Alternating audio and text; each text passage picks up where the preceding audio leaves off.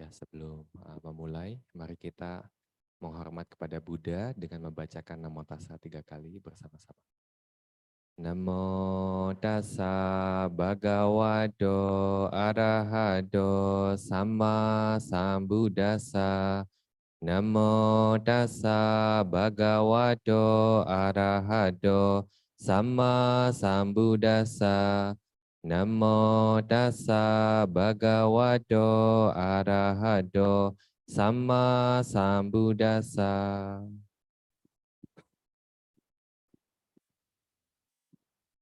Ya, Bante senang sekali bisa pada hari ini sampai tanggal 17 akan membimbing kalian di meditasi di Wihara Dhammadayada.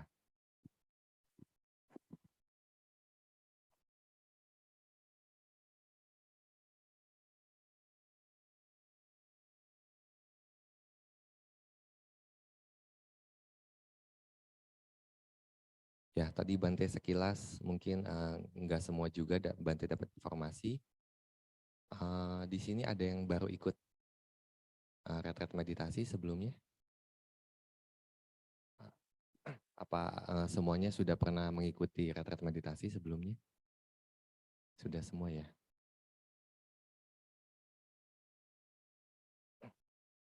Hampir semua ya? Oh.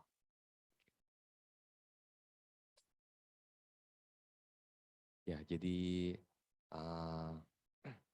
ya di sini tujuan utama kita meditasi adalah untuk mengembangkan batin kita. Nah, jadi istilah meditasi mungkin dulu di zaman Buddha itu nggak pakai istilah meditasi, nah dipakai istilahnya bawana atau mengembangkan batin. Nah, jadi ketika ada yang biku yang bertanya kepada Buddha, nah apa itu bawana? Nah, Buddha bilang samatha bawana, vipassana bawana. Nah, jadi sebenarnya dari Jalan Mulia Berunsur 8, nah ketika Buddha membabarkan atau mengajarkan kita Jalan Mulia Berunsur 8, nah di mana ketika kita simpulkan, nah hanya ada 3 latihan, yaitu latihan moralitas, latihan sila seperti yang tadi kalian ambil, kemudian latihan konsentrasi, di mana di sini adalah samatha bawana. Dan yang ketiga adalah latihan kebijaksanaan atau yang kita sebut vipassana bawana. Nah, jadi kenapa kita harus bermeditasi samatha bawana dan vipassana bawana? Apakah kalian pernah bertanya sebelumnya atau sudah tahu jawabannya? Hah? Kenapa kita harus meditasi samatha bawana dan vipassana bawana? Hah? Nah, ya jadi jalan satu-satunya ke Nibbana, nggak lewat jalan karantina. Ya, jadi di sini Buddha mengajarkan bahkan di Mahasatipatthana Sutta, Buddha menjelaskan 4 satipatthana hanya jalan satu-satunya menuju Nibbana. Tapi di beberapa sutta, Buddha juga menjelaskan sebenarnya di antara latihan moralitas, latihan sila, dan juga sebelum latihan samatha bawana atau meditasi untuk mengembangkan konsentrasi, nah di sana Buddha mengajarkan banyak juga tahapan-tahapan yang sebelumnya harus dilakukan untuk mengkondisikan batin kita untuk berlatih samatha bawana atau meditasi ketenangan. Nah, kembali seperti yang kita ketahui, nah jadi latihan meditasi ini adalah untuk mencapai nibbana. Nah, seperti yang selalu Buddha ajarkan di banyak sutta, nah nanti kita juga akan membahas beberapa sutta oleh Sayadaw Panjadika Lankara, juga nanti akan menjelaskan latihan yang bertahap atau yang disebut gradual training ya begitu. jadi retret kali ini seperti juga di retret-retret sebelumnya, nah kita juga akan mulai berlatih Samatha Bhawana dengan Anapanasati. Nah, jadi di dalam Wisudimagga ketika Buddha menjelaskan jalan satu-satunya menuju Nibbana, dan ketika menjelaskan mengenai perenungan tubuh akan tubuh, nah di sana pertama kali Buddha membahas metode meditasi yaitu Anapanasati. Nah, untuk sekarang meditasi Anapanasati ini mungkin yang paling umum dan juga yang paling mudah. Nah, bukan berarti meditasi yang kalian juga jangan meremehkan Anapanasati. Nah, kenapa? Di dalam Wisudimagga dijelaskan bahwa Anapanasati ini dipakai oleh semua Buddha untuk mencapai penerangan sempurna. Dipakai oleh beberapa Paceka Buddha dan juga beberapa arahat. Nah, jadi meditasi Anapanasati ini juga disebutnya meditasi yang spesial. Dan menurut pengamatan Bante, meditasi Anapanasati ini di antara meditasi samatha yang lainnya itu merupakan meditasi yang paling mudah untuk dilihat. Nah, kenapa? Karena objeknya selalu ada. Nah, dibandingkan dengan meditasi objek samatha bhawana yang lainnya, seperti Asubha, Metta, kemudian juga Buddhanusati, Kasina, dan sebagainya. Nah, semua memerlukan ingatan untuk mempertahankan objeknya. Nah, contohnya seperti Kasina, nah kita harus melihat lingkaran tanah atau lingkaran air atau lingkaran api, dan kemudian kita harus terus mengingatnya di dalam batin untuk mengembangkan konsentrasi. Nah, kalau objeknya hilang, nah kalian harus mengingat kembali. Nah, berbeda dengan Anapanasati. Nah, di mana Anapanasati ini kita hanya melihat di spesifik, di area yang spesifik yang Buddha tunjukkan untuk melihat nafas. Nah, kalaupun kita terkadang pikiran berkelana, nah nafas tetap ada.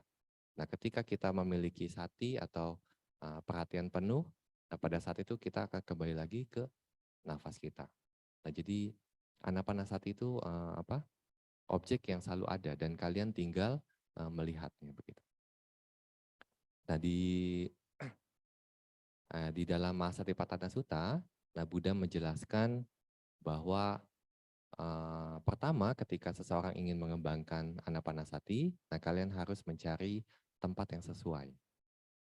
Nah, di sana Buddha mengajarkan kita untuk pergi ke bawah pohon, pergi ke hutan, pergi ke tempat yang sunyi begitu. Tujuannya kira-kira apa? Sekarang kalian belajar Anapanasati, datangnya ke Wihara Dhammadayada. Kita di bawah atap, bukan di bawah pohon. Nah, jadi sebenarnya di sana terutama untuk meditasi samatha atau meditasi ketenangan. Nah, di sini kita memerlukan tempat atau kondisi yang sesuai untuk mengembangkan konsentrasi. Nah, jadi tidak di semua tempat. Nah, dulu waktu Bante masih umat, Bante pernah ikut retret meditasi. Nah, di sana ada satu guru juga yang mengajarkan bahwa meditasi bisa di mana aja. Nah, terkadang di mall juga bisa. Nah, tapi untuk Anapanasati sulit. Nah, jadi bahkan Buddha sendiri menunjukkan lokasi yang spesifik gitu untuk berlatih. Nah, di sana sebenarnya untuk menghindari kontak ataupun objek indera untuk muncul dan kemudian mengganggu kita selama meditasi. Nah, jadi tujuannya di sini adalah untuk pengasingan diri. Nah, jadi di sini Bante harapkan selama meditasi, nah kita juga harus menjaga kontak. Nah, jadi ketika melihat ke depan, Nah, kita juga nggak perlu untuk melihat sesama. Nah, jadi kita hanya melihat yang perlu kita lihat. Nah, jadi misalkan kalau kita mau berjalan, nah pandangan kita harus arahkan ke bawah. Nah, jadi jangan melihat yogi-yogi yang lain ketika meditasi. Nah, nanti kalau tatap-tatapan, panitia yang bingung. Ini mau berantem atau ya jangan ya. Jadi selama meditasi pun juga kita harus menjaga kondisi atau lingkungan yang harmonis. Nah, sehingga kita juga happy ketika kita menjalankan meditasi. Kemudian Buddha juga mengajarkan kita untuk berlatih meditasi dengan postur duduk. Nah, jadi untuk mengembangkan konsentrasi, postur yang terbaik adalah duduk bersila. Nah, tapi nanti kakinya jangan ditumpuk. Nah, kalau bisa sehingga kalau ditumpuk itu gampang kesemutan ya untuk kaki yang ditumpuknya. Nah, jadi kalau bisa dihindari kaki yang bertumpu. Nah, jadi kalau bisa duduknya seperti ya. Kemudian untuk posisi tangan, nah kalian juga bebas untuk menentukan senyaman mungkin. Nah, bisa mungkin seperti posturnya ditaruh di kedua lutut juga nggak ada masalah. Nah, yang penting nyaman dan membuat tubuh kalian stabil ketika duduk. Kemudian punggung, nah di sini juga punggungnya harus tegak. Nah, jadi punggung tegak ini juga untuk mencegah ketika kalian duduk lama, nanti mungkin akan timbul rasa sakit kalau duduknya miring begitu. Nah, jadi usahakan tegak tapi rileks, dan juga setelah posisi tubuhnya sudah benar, nah kita baru mengarahkan batin kita ke nafas. Nah, jadi kita harus membangun perhatian kita atau membangun hati kita ke lokasi yang sesuai. Nah, di sini dijelaskan lokasinya itu adalah di ujung lubang hidung. Nah, jadi di ujung lubang hidung dia tahu nafas masuk dan juga nafas keluar. Nah, jadi objek kita hanya nafas masuk dan nafas keluar yang kita lihat di ujung lubang hidung. Nah, kalau misalkan ketika kita mengamati, tahu nafas masuk, ini nafas keluar, nafas masuk, nafas keluar. Nah, kemudian kalau ada pikiran berkelana, nah kita juga harus hindari. Dan kita harus kembalikan lagi ke nafas. Nah, ada pikiran berkelana, kembalikan lagi ke nafas. Nah, seperti itu terus kita memperhatikan nafas masuk dan juga nafas keluar. Nah, kemudian ketika sudah duduk agak lama, kemudian kakinya sakit, nah itu juga kalau kita bisa tahan, kita tahan. Dalam arti kita abaikan rasa sakit, nah kita terus memperhatikan nafas.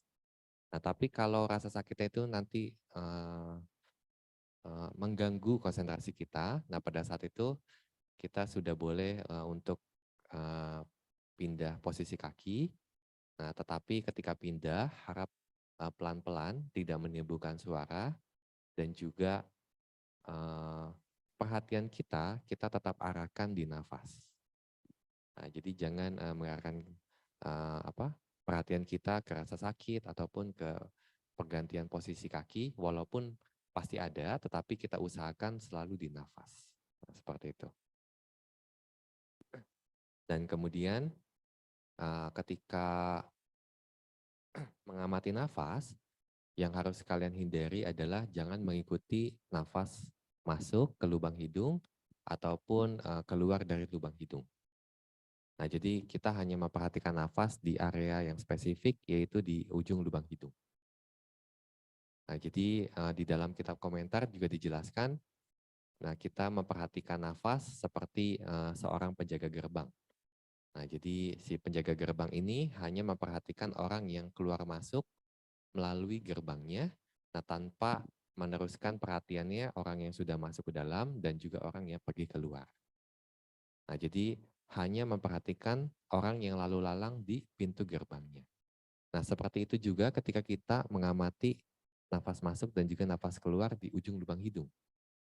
Nah, kita harus menjadi seperti si penjaga gerbang yang hanya mengetahui nafas masuk dan nafas keluar di area di ujung lubang hidung. Nah, kemudian ketika mengamati nafas, nah kita juga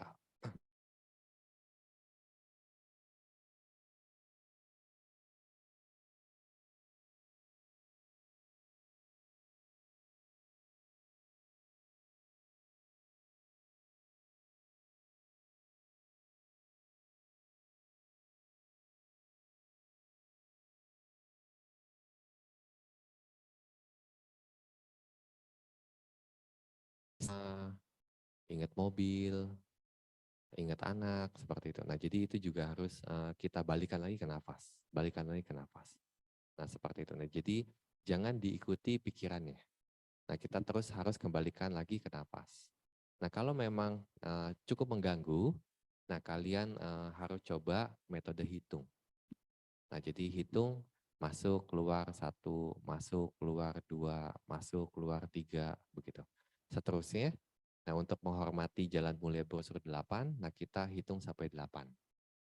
Nah, jadi masuk, keluar sampai 8, kemudian setelah 8, masuk, keluar 1, masuk, keluar 2, masuk, keluar 3. Nah, seterusnya nanti setelah 8, ulangi lagi 1 sampai 8, 1 sampai 8. Nah, kalian nggak perlu ikuti atau kalian hitung sudah berapa putaran 1 sampai 8 nih. Nah, jadi hanya simple menghitung nafas. Nah, ketika nafas kalian sudah mulai terlihat dengan tenang, kalian sudah nyaman untuk memperhatikan nafas. Nah, pada saat itu kalian tidak perlu hitung kembali. Nah, jadi amati saja nafas seperti itu. Masuk, keluar, masuk, keluar, masuk, keluar. Nah, ketika konsentrasi kalian mulai berkembang, dalam arti batin ini sudah mulai jarang untuk melihat pikiran yang berkelana. Nah, hanya memperhatikan atau secara berkesinambungan memperhatikan napas masuk dan napas keluar. Nah, pada saat itu batin atau konsentrasinya sedang berkembang. Nah, ketika berkembang, nah terkadang kita juga akan menyadari, oh ini nafas masuk panjang, oh ini nafas keluar panjang, oh ini nafas masuk pendek, ini nafas keluar pendek. Nah, bahkan ketika konsentrasinya juga semakin dalam, nah kalian juga bisa mengamati nafas tanpa terputus. Dari mulai awal dia nafas masuk, kita tahu ini nafas masuk dari awal sampai dia berhenti, kemudian mulai menghembuskan nafas, kita juga mengetahui nafas keluar dari awal sampai dia berhenti. Nah, seperti itu. Nah, jadi kita mengetahui seluruh tubuh nafas. Nah, seperti ini. Nah, jadi ketika kita terus mengamati nafas secara kontinu, tidak terputus, masuk dari awal, pertengahan, akhir, kemudian mengembuskan nafas, kita tahu nafas keluar dari awal, pertengahan, akhir, seperti itu. Nah, kalau kita terus melakukan hal seperti itu, konsentrasi kita juga akan berkembang. Nah, pada saat itu nafas kita akan semakin halus, semakin halus, semakin halus. Nah, formasi tubuh nafas kita juga akan semakin halus, semakin halus, semakin halus. Nah, ketika konsentrasi kita juga semakin kuat, nah pada saat itu biasanya yogi akan melihat tanda konsentrasi. Nah, jadi tanda konsentrasi ini adalah yang menandakan bahwa konsentrasi kita sudah berkembang. Nah, biasanya ditandakan dengan cahaya. Nah, tapi di sini ketika kalian misalkan terus mengamati nafas dan mungkin muncul cahaya, nah kalian harus abaikan. Nah, jadi kalian abaikan karena fokus kalian adalah di nafas kalian. Nah, semakin kalian abaikan, semakin kalian fokus kepada nafas masuk dan nafas keluar, nah pada saat itu biasanya cahayanya pun juga akan semakin terang. Nah, jadi semakin kalian abaikan, cahayanya akan semakin terang. Nah, kenapa fenomena itu terjadi? Nah, karena ketika batin yang terkonsentrasi, nah itu biasanya direfleksikan dengan tanda konsentrasi. Nah, jadi di dalam Abhidhamma, nah Buddha juga menjelaskan namanya ada cita jarupa. Nah, jadi ada materi yang dihasilkan oleh batin. Nah, ketika kita memiliki konsentrasi yang kuat, nah pada saat itu cita jarupa atau materi yang dihasilkan oleh batin ini juga memiliki warna yang lebih terang. Nah, jadi semakin batinnya itu terkonsentrasi dengan kuat, nah semakin terang warna dari cita jarupa. Dan hal ini juga kalian juga bisa melihat satu suta, kalau nggak salah di Anguttara Nikaya. Nah, dan Buddha menjelaskan mengenai 4 jenis cahaya. Nah, jadi satu kali Buddha juga bilang kepada para biku bahwa ada 4 jenis cahaya, yaitu cahaya matahari, cahaya bulan, cahaya dari artifisial seperti api, dan kemudian ada cahaya dari batin atau cahaya kebijaksanaan. Nah, jadi setiap orang yang memiliki konsentrasi pastinya akan memiliki cahaya kebijaksanaan. Nah, jadi ketika batin kalian berkembang, ketika batin kalian mulai terkonsentrasi, nah pada saat itu kalian akan melihat tanda-tanda konsentrasi. Dan ini biasanya ditandakan dengan cahaya. Nah, tapi kalau ketika cahaya muncul dan kalian harus abaikan. Kenapa? Karena cahaya ini muncul dari kalian memperhatikan nafas masuk dan juga nafas keluar. Nah, bukan dari secara tiba-tiba. Nah, biasanya kalau kalian memperhatikan cahayanya itu akan hilang. Nah, jadi ketika ada cahaya muncul, kalian harus abaikan, kembalikan lagi ke nafas. Nah, jadi kalian terus harus membiasakan pada tahap tersebut kalian harus terus mengabaikan cahaya dan memperhatikan nafas masuk dan juga nafas keluar. Nah, semakin kalian abaikan, cahaya itu akan semakin terang. Nah, terkadang nanti si cahayanya ini ada di tempat kalian memperhatikan nafas. Dan biasanya sudah sangat terang. Nah, terkadang ada seperti cahaya matahari begitu. Nah, jadi seperti ada matahari di depan kalian. Nah, sampai saking terangnya. Nah, yang seperti itu. Nah, kalau misalkan cahaya tersebut sudah berada di tempat kalian memperhatikan nafas masuk dan nafas keluar, dan di mana ketika kalian memperhatikan nafas, di sana ada cahaya juga. Nah, kalian memperhatikan cahaya, di situ juga ada nafas. Nah, pada saat itu kalian sudah boleh hanya memperhatikan cahayanya. Dan ketika kalian terus menerus melihat tanda konsentrasi atau nimitta tersebut, nah terkadang batin kalian akan muncul pencerapan atau kita bilangnya itu apana samadhi atau konsentrasi jhana. Nah, seperti itu. Nah, jadi dengan terus mengembangkan anapanasati, nah seorang meditator juga bisa mengembangkan konsentrasinya sampai jhana pertama, jhana kedua, jhana ketiga, dan jhana keempat. Dan ini yang di sutta yang sama, Buddha menjelaskan mengenai sama samadhi atau konsentrasi yang benar adalah ketika seseorang meditator bisa mengembangkan batinnya sampai jhana 1, jhana 2, jhana 3, jhana 4. Nah, seperti yang Buddha dijelaskan di dalam Mahasatipatthana Sutta. Nah, seperti itu. Dan ketika seorang meditator sudah mencapai konsentrasi jhana keempat, nah di sana terkadang Buddha memberikan perumpamaan itu seperti si pengrajin emas. Di sini ada yang toko emas? Hah? Bante juga penasaran makanya mau tanya. Ada yang usaha toko emas? Nggak ada ya? Nah, jadi di sutta itu dijelaskan bahwa kalau si pengrajin emas ingin membuat kalung atau gelang begitu ya. Nah, jadi emasnya itu kan dipanaskan. Nah, biasanya ketika memanaskan mungkin dari serbuk emas, nah itu ada campuran-campuran logam yang lainnya yang membuat si emas ini tidak murni. Nah, jadi apa yang dilakukan pengrajin emas? Nah, dia ketika membuat si larutan emas itu kemudian didinginkan. Nah, setelah itu eh, apa logam emasnya dia panaskan lagi sampai menimbulkan bara atau sudah cukup panas, dan si pengrajin emas itu sudah mulai menempa emas. Dan ketika ditempa, itu logam-logam yang bukan emas itu akan terkupas seperti itu. Nah, jadi dia tempa terus sampai si logamnya itu selain emasnya itu hilang. Nah, sehingga yang didapatkan hanya logam emas. Dan ketika sudah semuanya atau murni hanya emas, nah pada saat itu ketika dia panaskan lagi, nah dia siap untuk mencetaknya menjadi kalung atau menjadi gelang dan sebagainya.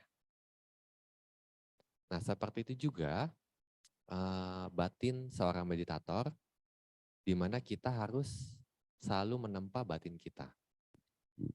Nah, jadi ditempa itu dengan palu. Nah, itu palu itu sebagai sati. Nah, jadi terus-menerus menaruh perhatian kita di nafas kita, seperti itu. Nah, jadi ketika emasnya itu sudah murni, nah pada saat itu dia mulai bisa mencetak kalung dan gelang. Nah, begitu juga batin kita, dan ketika pikiran kita murni, nah pada saat itu batin ini sudah mulai bisa diarahkan untuk melihat realita atau melihat segala sesuatu sebagaimana adanya. Nah, di sini seorang meditator sudah siap untuk ke tahap yang selanjutnya, yaitu berlatih Vipassana Bhavana atau meditasi Vipassana. Nah, di Samadhi Sutta, Buddha menjelaskan bahwa orang yang terkonsentrasi itu bisa melihat realita, bisa melihat segala sesuatu sebagaimana adanya. Nah, seperti itu. Nah, jadi tujuan kita mengembangkan konsentrasi, nah konsentrasi ini yang kita sebut sebagai alat untuk kita melihat realita, begitu. Nah, apakah sekarang ini kita belum melihat realita, begitu ya? Nah, kalian bertanya nggak, realita yang dimaksud itu apa? Ini Bantai Utara bukan? Hah? Bantai Utara ya? Nah, jadi hanya kebenaran umum ya, hanya kebenaran umum, bukan realita, bukan realita sesungguhnya yang Buddha maksud. Nah, jadi kalau Bantai Utara ini dipisah kulitnya, matanya, kemudian telinganya, begitu. Nah, jadi sudah ditaruh semuanya eh, organ-organ tubuhnya, begitu. Nah, jadi kalau sudah dipisah begitu, kalian masih bisa menunjuk kayak Bantai Utara yang mana?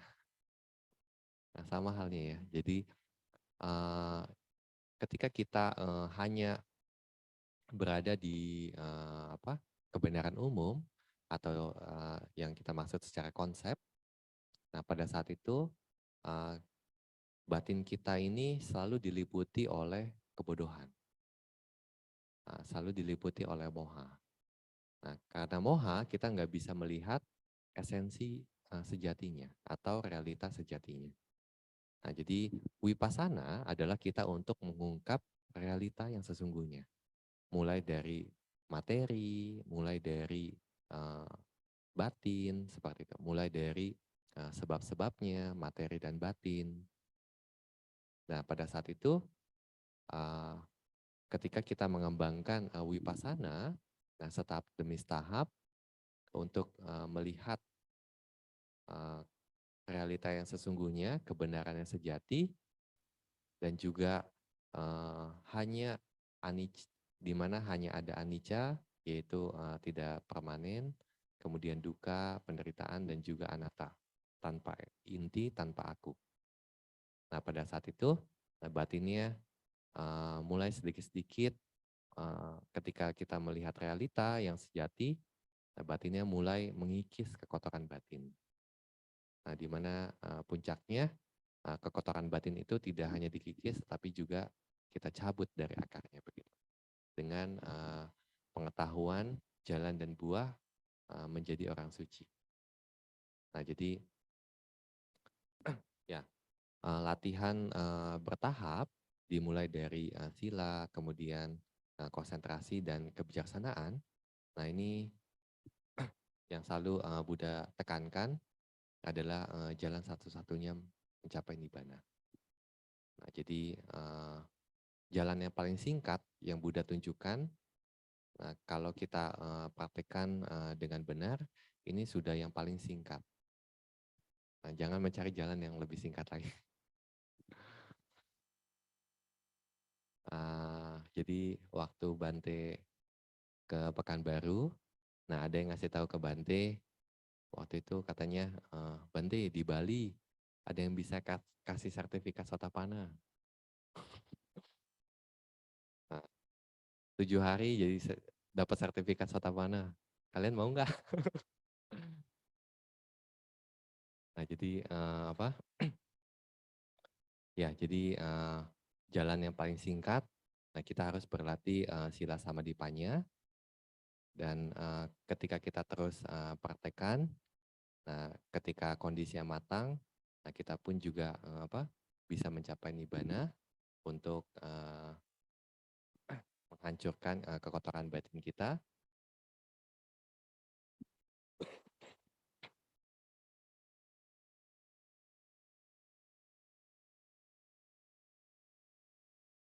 Ya, oleh karena itu kita semua juga sekarang ada di sini untuk bermeditasi. Ya, jadi Bante harapkan sampai tanggal 17, 18 ya, sorry. 17, sorry. Ya, sampai tanggal 17, nah kita semua bisa bermeditasi dengan harmoni, tanpa adanya kendala yang berarti, dan tolong ikuti schedule hariannya setiap hari, tepat waktu juga. Nah, jadi oh ya, kemudian selama meditasi, nah kalau bisa kita juga terus menjaga objek meditasi kita. Nah, jadi ketika kalian berjalan ataupun juga melakukan aktivitas yang lainnya, seperti mengambil makanan, ketika makan, atau ketika istirahat diikuti, seperti itu. Nah, jadi sebisa mungkin jaga pikiran kalian ke objek meditasi kalian.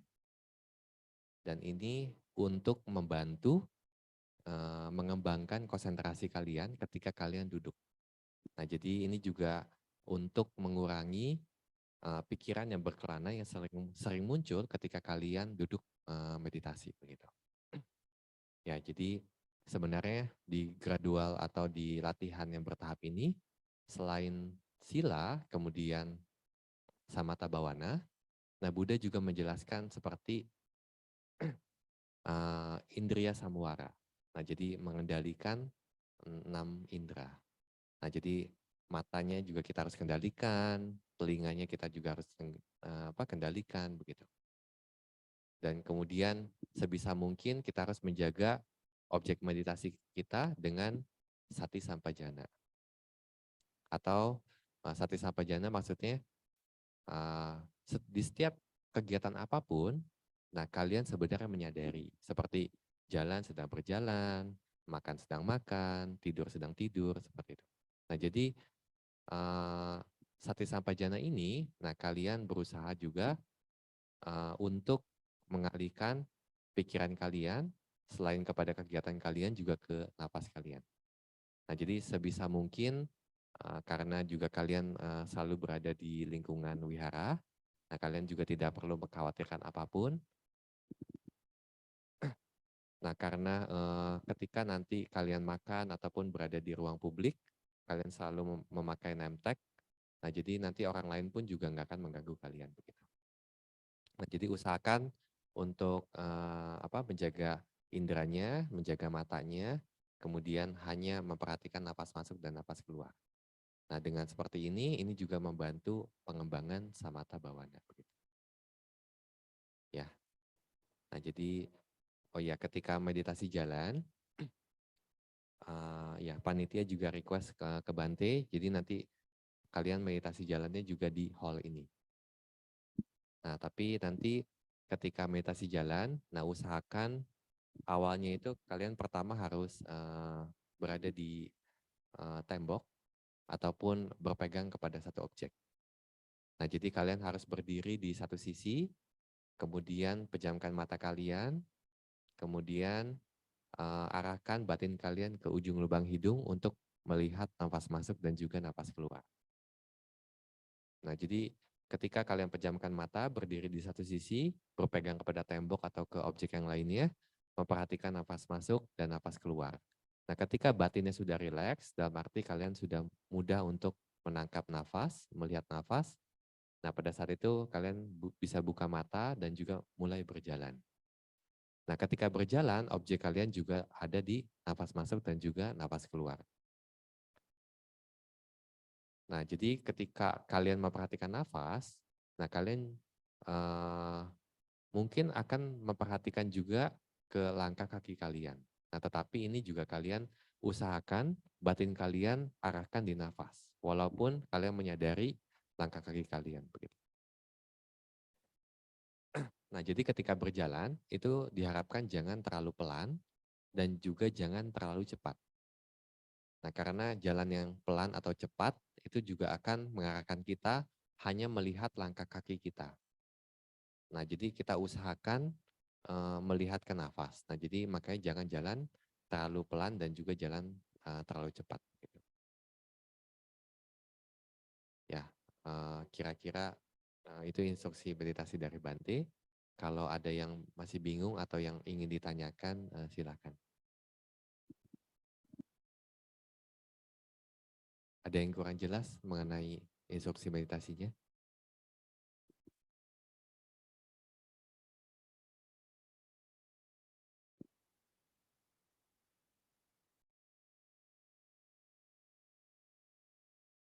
Sekian Bante.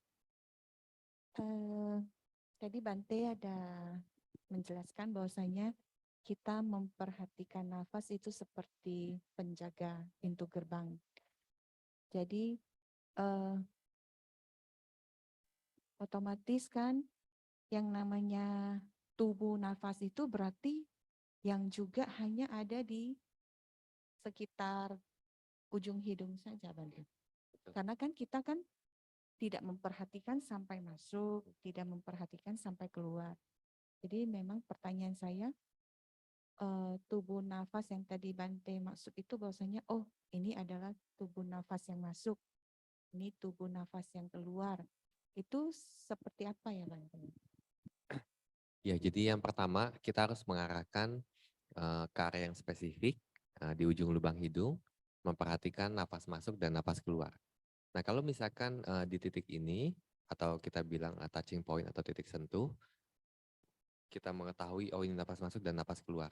Dan pada saat itu ketika kita menarik nafas, kita sadari dari awal menarik nafas sampai dia berhenti menarik nafas, mulai menghembuskan nafas. Dan pada saat itu dia juga mengetahui nafas keluar dari awal sampai dia berhenti mengembuskan nafas, mulai masuk ke menarik nafas kembali untuk melihat nafas masuk begitu. Nah, jadi yang dia melihat tubuh nafas itu hanya di titik sentuh, tanpa mengikuti masuk ke dalam dan juga keluar. Nah, seperti itu, di titik sentuh. Berarti Bante nanti akan ada jeda dong Bante. Ada jeda, nggak apa-apa, tunggu aja di sana. Jadi berarti karena kan kita nggak ngikuti tuh sampai, karena kan kita nafas kan misal udah keluar, terus misalnya nafasnya panjang, kan kita nggak tahu tuh Bante panjangnya seberapa panjang. Nggak apa-apa, Kemudian ikutin terus ya. berarti kan putus dong. Ya, Terus kapan lagi masuknya? Berarti di sini aja ya. betul. Oh berarti Betul. memang pas waktu tubuh nafas yang nafas masuk dengan nafas keluar itu kemungkinan akan ada jeda yang kita nggak tahu berapa lama ya Bante. Betul. Oh, Nggak apa-apa. Jadi kita tunggunya di touching point atau di titik sentuh atau di area kita memperhatikan nafas. Dengan kata lain di ujung lubang hidung. Pertanyaannya juga ya Bante, apakah itu yang membuat kita tiba-tiba kok hilang nafasnya?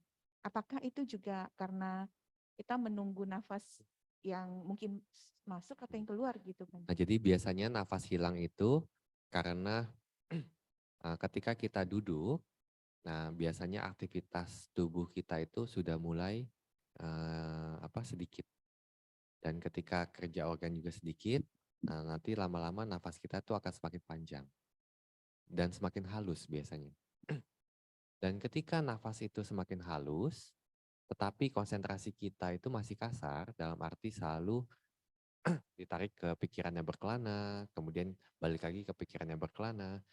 Dan ketika konsentrasi itu belum berkembang, konsentrasi kasar tersebut, kita balikan ke nafas. Langsung melihat nafas halus. Dan biasanya meditator itu akan melihat nafas itu biasanya hilang. Nah itu sebenarnya nafasnya bukan hilang, tapi halus.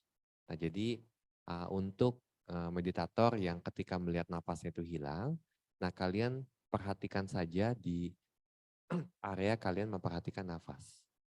Nah jadi kalian tunggu di ujung lubang hidung. Nah, nanti ketika kalian tunggu, biasanya nanti nafas pun akan terlihat kembali. Baik, terima kasih Bante.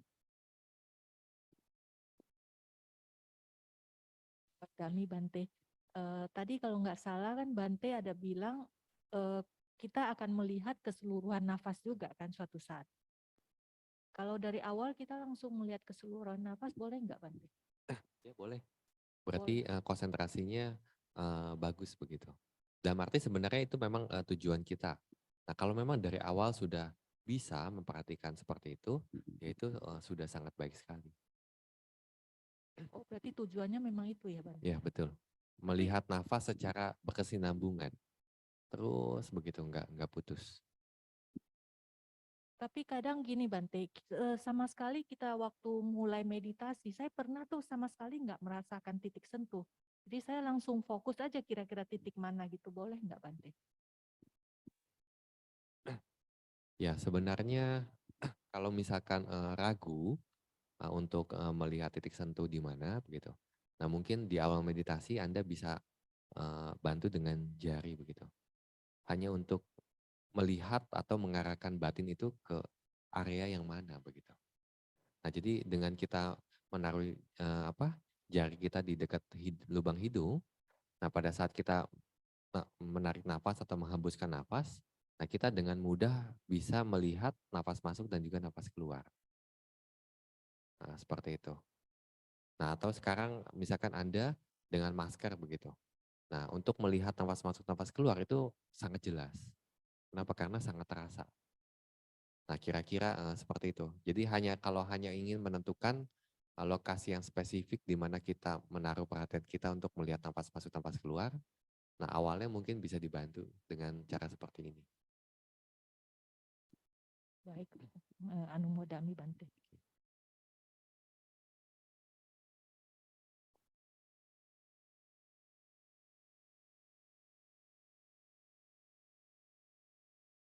Madami Bante.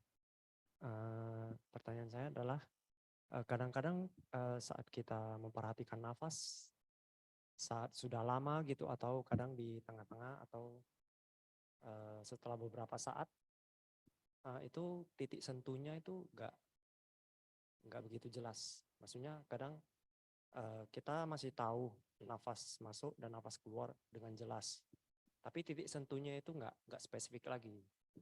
Apakah itu bisa dilanjutkan seperti itu atau harus dikembalikan lagi ke titik sentuh, atau kadang titik sentuhnya itu berpindah. Misalnya di batin kita itu di satu titik di sini, tapi di batin kita itu sepertinya nggak di situ lagi, dia seperti berpindah ke tempat yang lain gitu, tapi nggak terlalu jauh dari area lubang hidung, misalnya agak ke atas sedikit atau dia agak dekat ke mata gitu, tapi masih area di hidung. Ya, tapi biasanya itu hanya persepsi begitu. Ya selama batin kita mengarah ke sini, nah terkadang apa yang dilihat oleh batin itu mungkin seperti di depan kita begitu. Tapi sebenarnya yang kita arahkan itu ke sini begitu. Nah, jadi hanya persepsi. Nah terkadang dengan persepsi itu juga kita melihat kayaknya lubang hidung tuh besar begitu, atau lubang itu untuk kecil begitu. Nah Nah itu juga hanya persepsi. Nah biasanya kalau kita terus menaruh perhatian kita di sini, nah kan kita tahu nafas masuk, nafas keluar. Nah kalau sudah seperti itu, nah biasanya hanya mengetahui nafas masuk, nafas keluar juga nggak ada masalah. Bisa diteruskan begitu. Yang penting jangan terputus. Nah kalau misalkan sering pikirannya ini nanti lari lagi. Nah kalian harus dari awal itu dihitung napasnya begitu, masuk keluar satu. Mulai dari duduk, masuk keluar satu, masuk keluar dua. Dan nah terkadang ada juga yogi yang ketika mengamati nafas di ujung lubang hidung, nah, dan dia berusaha untuk melihatnya itu dengan mata. Nah, jadi mata fisiknya itu berusaha untuk melihat ke bawah gitu. Dan ini biasanya kalau dia pertahankan di setiap sesi meditasi, itu akan membuat mukanya itu jadi nggak nyaman, merasa tegang begitu di ototnya. Nah, jadi untuk menghindari itu, nah kita usahakan jangan pakai mata fisik kalau pas memperhatikan nafas. Nah, kalau mungkin untuk memastikan, misalkan saya pakai mata fisik atau enggak begitu. Nah, kalian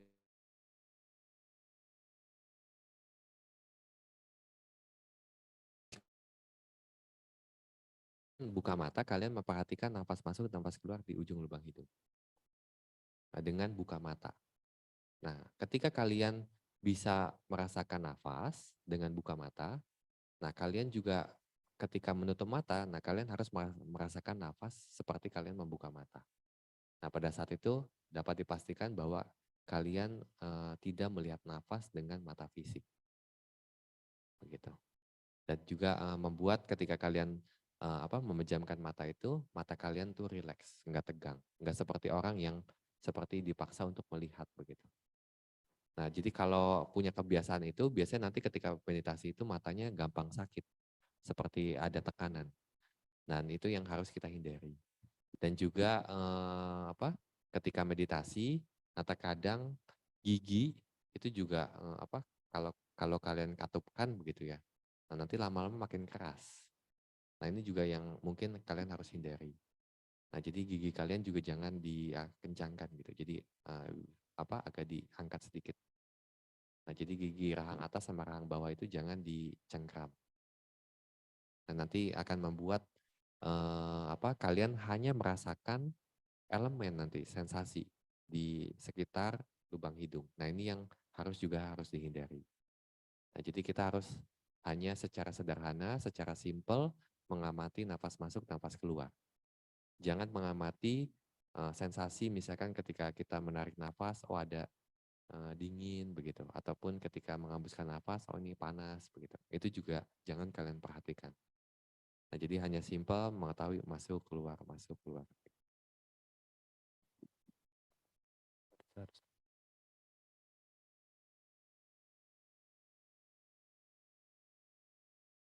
Ada pertanyaan teman-teman?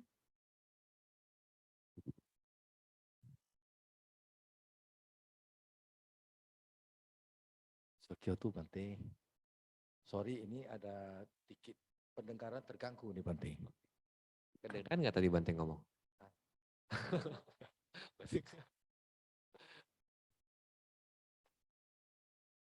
Gak apa-apa Bante. Ini mungkin karma buruk berbuah nih ya. Tapi kok sabar sebelumnya Infeksi, Bante. sudah pernah meditasi kan ya? Sudah pernah mendapatkan instruksi meditasi ya? Bante, saya mau tanya ya. Saya kan sering meditasi itu di tempat gelap. Hampir gak ada lampu. Meditasinya itu cahayanya itu ya kan, dia bukan terang Bante. Dia itu serupa kayak abu-abu gitu Bante. Itu pertama, apakah itu kalau kayak ini udah kayak gini pun udah hampir 1 tahun, gitu-gitu aja Bante. Dan saya meditasi awalnya, saya kan mengamati napas keluar masuk. Udah di sini kira-kira ada 10 menit, 15 menit, ini kayak ada sesuatu di sini. Udah ada sesuatu di sini. Batin saya di sini Bante, tapi tetap napas. Udah betul Bante? Nah, saya gak menghiraukan lagi Bante. Pokoknya batin saya di sini, ya napas keluar masuk aja. Tapi lama-lama kalau diam Bante ya, dia itu terangnya datang Bante. Tapi terangnya itu abu-abu berarti. Dia bukan serupa orang nimita ya kan, nggak ada. Apa itu salah satu ya Bante ya? Itu terang atau gimana? Atau pura-pura pun itu Bante? Sorry. Ya, kalau meditasi juga jangan mengharap ya ada limit. Semakin kalian mengharap atau punya ekspektasi, semakin memperlambat progres kemajuan meditasi kalian. Nah, jadi ini yang pertama.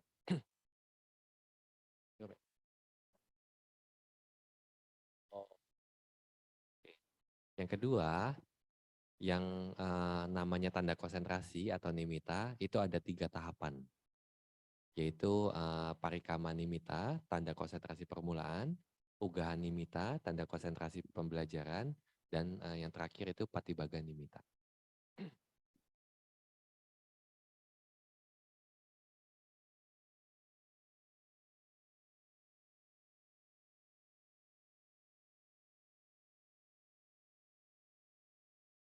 Nah, jadi yang warnanya abu-abu, nah biasanya itu baru yang parikama nimita. Nah, kalau parikama nimita ini muncul, itu juga harus kita abaikan. Ya, semakin kita abaikan, biasanya nanti nimitanya itu akan semakin terang. Walaupun terang, kita juga harus abaikan.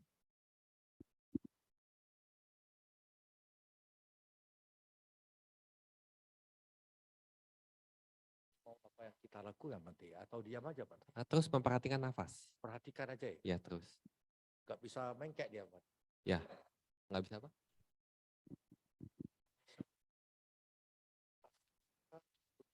Iya kan? Nah, jadi selama nafas itu masih terlihat, itu harus terus kita perhatikan nafas, kita abaikan. Walaupun semakin terang, Sini aja. ya kita terus abaikan. Nah, nanti biasanya si cahaya ini munculnya itu di tempat kita memperhatikan nafas. Nah, biasanya ketika cahaya itu muncul di sana, itu sudah sangat terang. Dan pada saat itu kita boleh mengabaikan nafas, kita perhatikannya cahaya.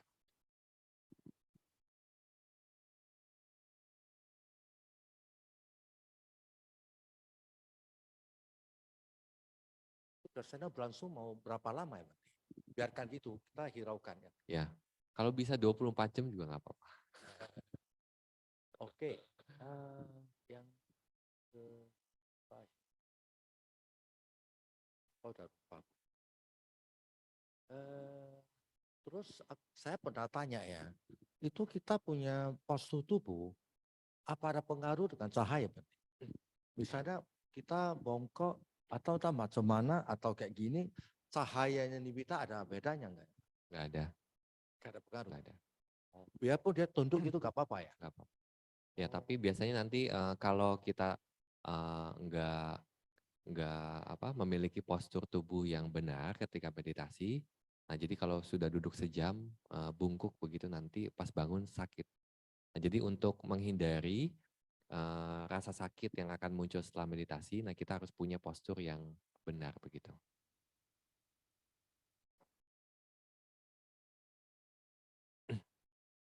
Tapi tetap terang itu Bante ya, tetap ya. Cuma takutnya kalau terlalu lama sakit ya Bante. Kalau saya dulu gini Bante, kadang-kadang kita sampai bisa ada sedikit tunduk. Saya kadang-kadang mau beli itu yang lehernya Bante, nggak boleh ya? Jangan. Jangan ya? Nanti kita biasanya semakin banyak sentuhan, dalam arti semakin banyak sesuatu yang kita kenakan, nah itu kita akan selalu menyadari hal tersebut. Dan itu harus kita hindari. Contohnya misalkan kalau ada yang meditasi sambil bersandar begitu ya. Nah, ini sensasi kita bersandar itu akan selalu muncul ketika kita mengamati nafas. Nah, jadi nanti konsentrasinya terbagi antara nafas dengan sensasi di tubuh. Dan itu yang harus kita hindari.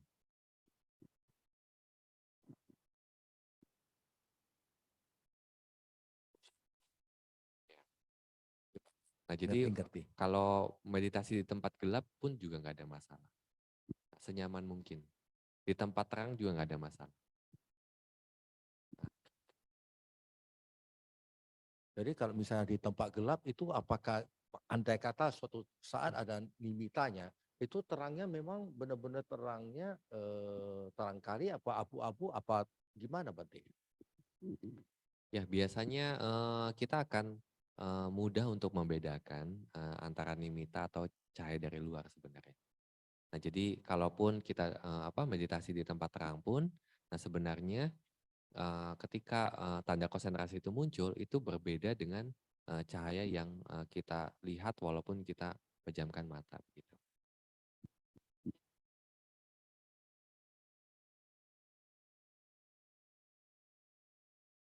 Sebenarnya nggak perlu mengkhawatirkan, oh kita harus meditasi di tempat gelap. Nah, awalnya biasa kalau yang duduk di tempat gelap, nah itu gampang ngantuk. Ya. Gampang ngantuk. Nah, jadi untuk hari-hari pertama kalau kalian ngantuk, itu wajar. Wajar. Nah, jadi usahakan juga malam ini juga tidurnya cukup. Nah, kalau nggak bisa tidur, jangan ngobrol. Jangan ngobrol, jadi perhatikan objek meditasi. Nah, kalau misalkan nanti merasa kayaknya saya perhatikan nafas tapi jadi nggak bisa tidur. Nah, pada saat itu kalian boleh pancarin meta. Nah, jadi ambil objek seperti ingin menyebarkan cinta kasih ke semua makhluk begitu. Nah, jadi semoga semua makhluk hidup berbahagia, semoga semua makhluk hidup berbahagia seperti itu. Nah, jadi biasanya kalau kalian terus menjaga batin seperti itu, nah kalian mudah untuk tertidur. Ya, kemudian kalau pas meditasi juga harus rileks, jangan tegang, dan juga jangan mukanya itu jangan kusut gitu ya. Nah, jadi kita harus memunculkan terus batin yang bahagia. Nah, ketika kita meditasi. Nah, karena batin yang bahagia ini yang mengkondisikan untuk pencapaian konsentrasi. Nah, jadi kalau untuk memunculkan bahagia terkadang kita bisa merenungkan kebajikan yang pernah kita lakukan begitu. Nah, jadi kalau kusut itu juga agak jauh dari konsentrasi. Oke.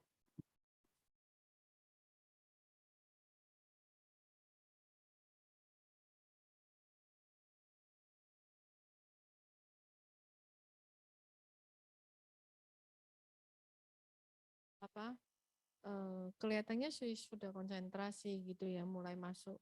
Tapi kadang-kadang kemudian kan tubuh ini sering bongkok. Kita tegak karena waktu tegak kan kacau lagi gitu. Gimana? Apa harus tetap bongkok atau gitu? Sering ini loh, badan karena pundak ini sama apa sering terasa capek gitu Bante. Ya, nggak apa-apa kalau memang misalkan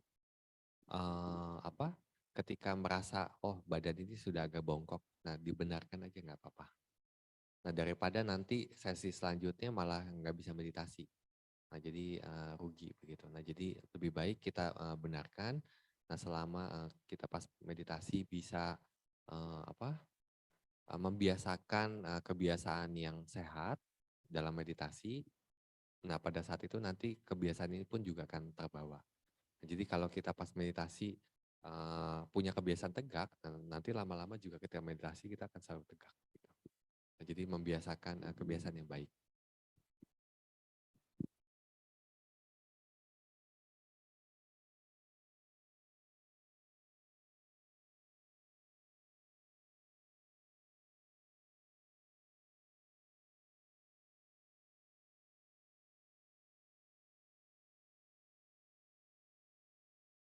Kita sampai jam 9.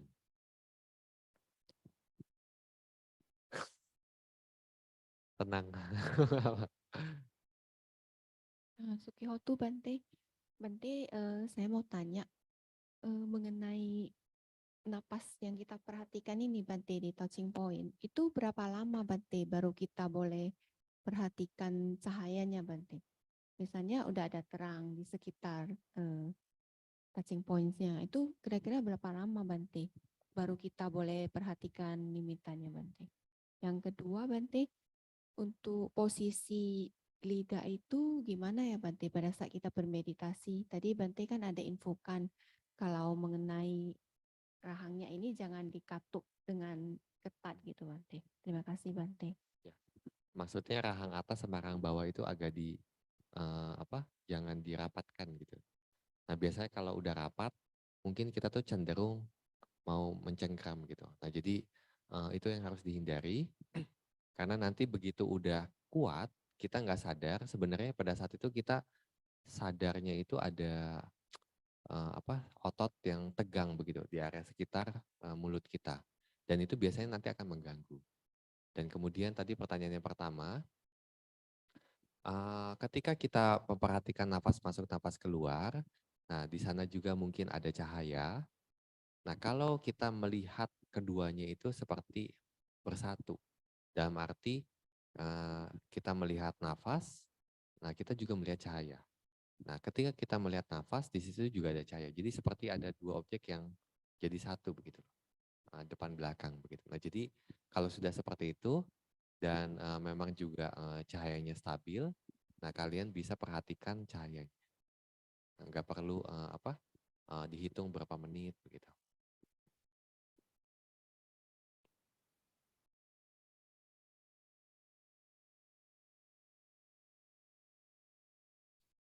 Okay, we are going to start the meditation and study retreat.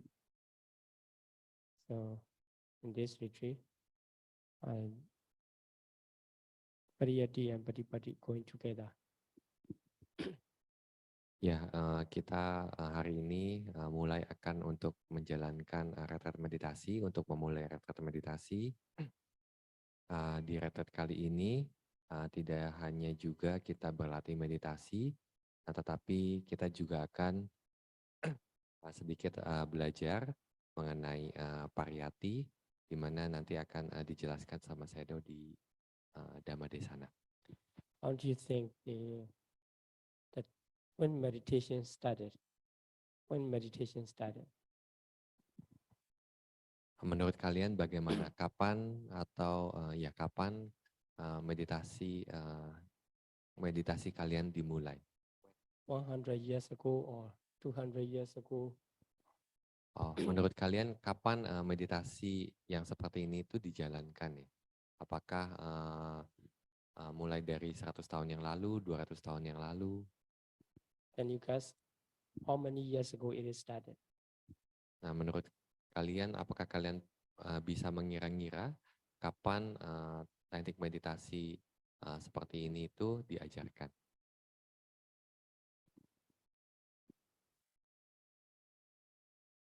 1,000, 2,000 years ago? Yeah. Who started meditation? Buddha?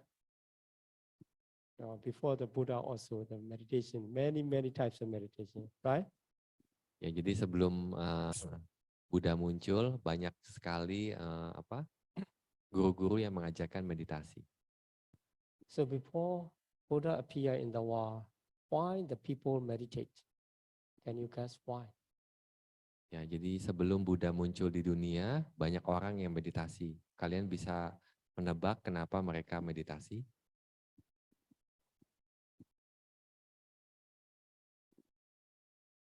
Yes.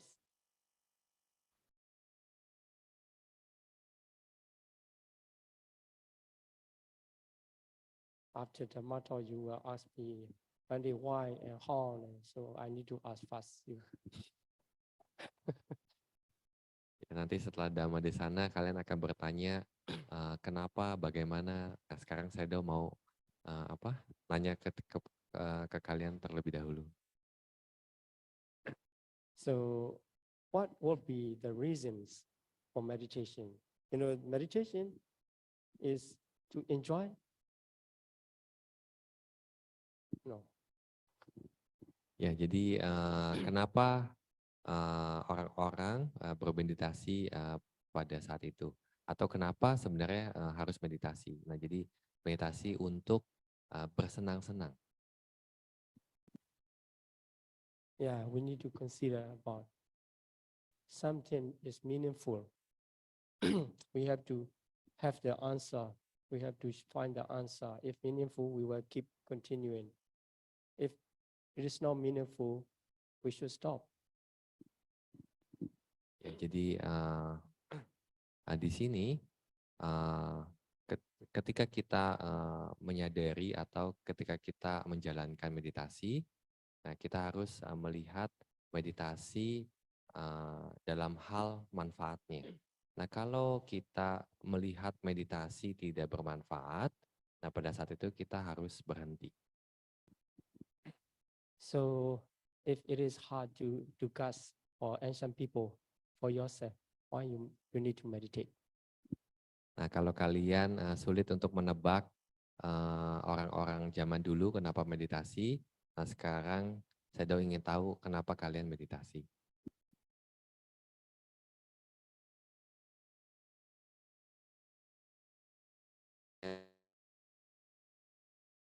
Untuk menjawab pertanyaan ini.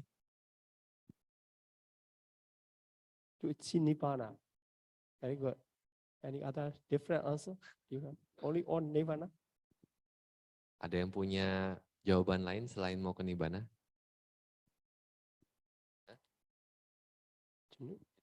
Apa jenuh? What is it?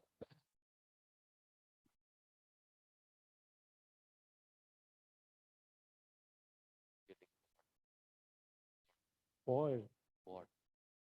Boring. Oh, I mean, after meditation, you expect to be happy? Maksudnya kalau pas jenuh itu apakah Anda punya ekspektasi setelah meditasi kita akan jadi bahagia? Yeah, it's also kind of reason. It's okay. And anything? Is it? To get out from samsara cycle. Oh, to get out the samsara. Yeah, samsara. You don't want to live in samsara. Kamu nggak mau tinggal di samsara? Are you sure that your family cannot follow out of the samsara? Apakah Anda yakin kalau keluar dari samsara, keluarga Anda nggak bisa mengikuti?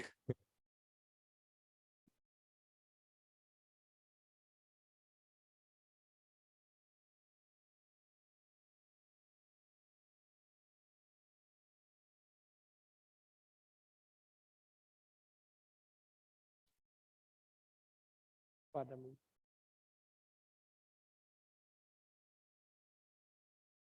Extinguish the suffering. Suffering. Yes, good.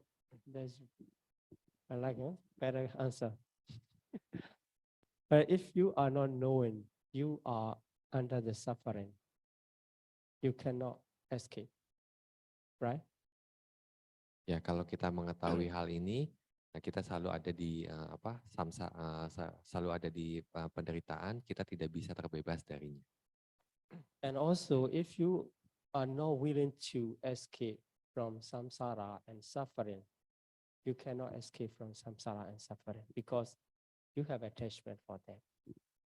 Kalau kita tidak berusaha dan kita tidak ingin untuk terbebas dari samsara, siklus penderitaan, nah kita tidak pernah bisa mencapai tidak pernah bisa keluar dari samsara.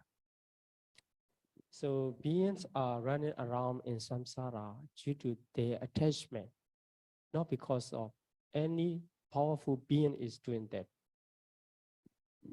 Ya, jadi para makhluk selalu berada di dalam siklus samsara itu bukan karena ada satu makhluk yang mengendalikan semuanya, tetapi karena adanya kemelekatan. In order to detach ourselves from suffering and samsara, we need to see suffering as suffering. Ya, kalau kita ingin berpisah dari samsara atau tidak melekat kepada samsara, nah kita harus bisa melihat penderitaan sebagai penderitaan. So how is that life is full of suffering or life is full of happiness? Bagaimana menurut Anda, apakah hidup penuh dengan penderitaan atau hidup penuh dengan kebahagiaan? full of what? Oh, are you sure? How many hours you are thinking of suffering? How many hours you are enjoying your life? Berapa jam Anda memikirkan mengenai penderitaan, berapa jam Anda bersenang-senang dalam kesenangan indera? After waking up, oh, I'm being suffer, or I have to do something. Nah, kalau pas bangun tidur, apakah kalian memikirkan, oh saya sedang berada dalam penderitaan atau saya harus mengerjakan sesuatu? In one day, when you are awakened, how many times you are thinking, I'm under suffering? What are my suffering? Ya, selama satu hari, berapa lama Anda memikirkan mengenai penderitaan dibandingkan dengan kegiatan Anda sehari-hari? Only when you are feeling boring or not satisfying, at that time you think, oh, life is suffering. Nah, jadi ketika Anda sedang jenuh, sedang bosan, sedang tidak ada kerjaan, nah kemudian Anda baru berpikir, oh ya, hidup adalah penderitaan. In other time, when you see someone you want to see, when you can enjoy, you can happy, at that time you forget about the suffering. No, you are not. Oh, very good. Di lain halnya ketika Anda ingin melihat orang yang ingin Anda lihat, ketika Anda bersenang-senang, nah pada saat itu Anda tidak merenungkan mengenai penderitaan. Yeah, if you don't forget, you are under suffering, and if you are not losing your eye on the suffering, even when you enjoy the life, if so, it is good. Ya, jadi ketika Anda ketika menjalani kehidupan Anda tidak melupakan mengenai penderitaan, atau ketika Anda melakukan aktivitas Anda dan Anda tidak melupakan mengenai penderitaan ini, nah ini merupakan hal yang baik. So meditation is educating yourself to know sufferings as suffering, asubha as asubha. That is, to see the truth. Then keeping the truth inside, understanding inside. That is the way of meditation. If you are understanding about the true nature of everything, living beyond and not living beyond. So this is in the process of meditation. Ya, jadi meditasi adalah ketika kita menjaga objek meditasi kita, nah pada saat itu kita selalu menyadari penderitaan sebagai penderitaan, asubha sebagai asubha, dan ketika kita memiliki pemahaman yang terus-menerus seperti ini, nah kita juga bisa melihat sifat alamiahnya dari segala sesuatu. Nah, jadi kita dapat melihat kebenaran di dalam batin kita. Nah, dengan seperti itu kita dapat menyadari atau kita benar-benar menyadari penderitaan sebagai penderitaan. So it is easy to say impermanence, suffering, and non-self, but actually it is hard to see through our own experience, our own knowledge. So it is easy to say, we are talking in common sense that anicca, dukkha, anatta, impermanence, suffering, and non-self, but it is not easy to see through our own experience. Ya, jadi mungkin mudah untuk mengatakan hidup anicca, dukkha atau anatta tidak permanen, penderitaan dan juga bukan aku, bukan atta, bukan diri. Nah, tetapi sangat sulit untuk melihat secara langsung sifat alamiahnya dari anicca, dukkha, anatta. Yeah, after seeing, also we need to keep the strong mental qualities to keep our mind on that understanding. Otherwise, after understanding, forget about.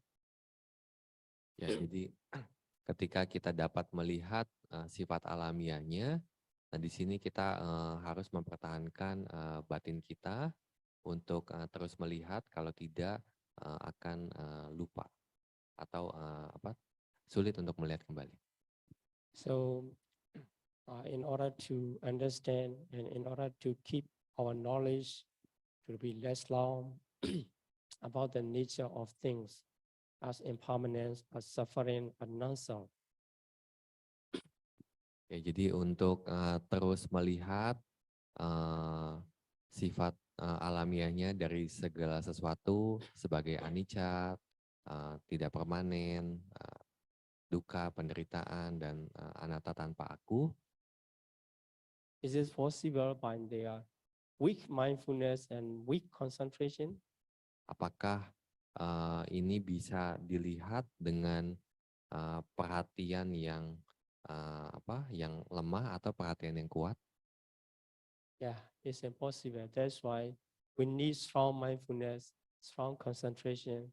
So meditation is practicing to develop mindfulness and concentration. The purpose is to see the truth as they really are. Nah, jadi oleh karena itu tidak mudah untuk memiliki perhatian yang lemah untuk melihat hal-hal tersebut. Ya, jadi oleh karena itu meditasi kita juga perlu mengembangkan perhatian penuh kita, mengembangkan konsentrasi kita, nah dengan tujuan untuk melihat segala sesuatu sebagaimana adanya. Yeah, whatever you experience through meditation is to be happy, to be healthy, or to be out of samsara, or to end your suffering. Anyway, the main course you have to do is to develop mindfulness and concentration. Ya, apapun alasan kalian ketika menjalani meditasi untuk bahagia, untuk terbebas dari samsara dan sebagainya. Nah, di sana kita harus mengembangkan perhatian kita dan juga konsentrasi kita untuk melihat hal-hal ini.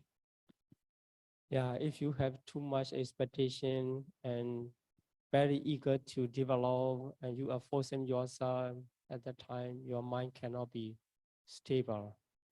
You cannot keep your object and you cannot in progress. Ya, jadi ketika kalian ada ekspektasi mengenai hasil meditasi kalian, nah hal-hal seperti ini akan cenderung untuk menghambat latihan meditasi kalian. Okay, so that's why you need to calm down yourself. You need to make sure you are in the progress. So in the progress mean the mindfulness becomes stronger and stronger. Your concentration becomes stronger and stronger. In this way, mindfulness concentration will support to arise the wisdom. Ya, jadi dengan kalian terus menjaga perhatian kalian kepada objek, nah di sini akan membuat konsentrasi Anda berkembang. Nah, maksudnya konsentrasi berkembang, perhatian Anda kepada objek terus semakin kuat dan semakin kuat lagi. Kemudian konsentrasi Anda kepada objek juga semakin kuat lagi, semakin kuat lagi. Nah, dengan cara seperti ini, nah Anda akan mengalami kemajuan dalam meditasi Anda. Yeah, meditation is not short-term process. It should be long-term process. So you need to learn during the meditation retreat and what is meditation, how to meditate, what should be the purpose. Later you can change.